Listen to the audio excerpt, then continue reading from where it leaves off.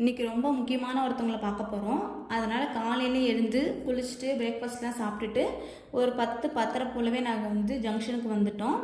நான் பெங்களூரில் 3 years work பண்ணிகிட்டு இருந்தேன். நான் பெங்களூர் ஒர்க் பண்ணிகிட்டு இருக்கும்போது என் கூட ஒர்க் பண்ண ஒரு அக்கா, அந்த அக்கா ரொம்ப க்ளோஸ் எனக்கு. நான் அவங்க வீட்டில் ஸ்டே பண்ணி தான் ஒர்க் பண்ணிகிட்டு இருந்தேன். அவங்க சேலம் வரணும்னு சொல்லியிருந்தாங்க. நீ பாப்பா தூக்கிட்டு வா. ஆனால் பாப்பா பிறந்ததுலேருந்து அவங்க நேரில் பார்க்கவே இல்லை, வீடியோ காலில் தான் பார்த்துட்டு இருந்தாங்க. நீ பாப்பாவை தூக்கிட்டு வா, நான் ஜங்ஷனில் பார்த்துட்டு அவங்க ஈரோடு போகிறாங்க.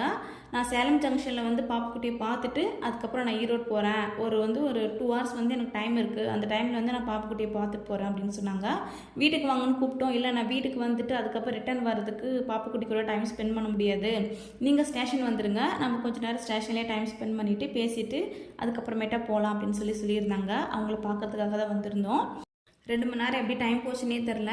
பாப்புக்குட்டி நல்லா அவங்க கூட விளையாடிட்டு இருந்தா. அதுக்கப்புறம் அவங்க கிளம்பிட்டாங்க. நாங்களும் கிளம்பி வீட்டுக்கு வந்துட்டோம். நெக்ஸ்ட் பார்க்கலாம். பாய்.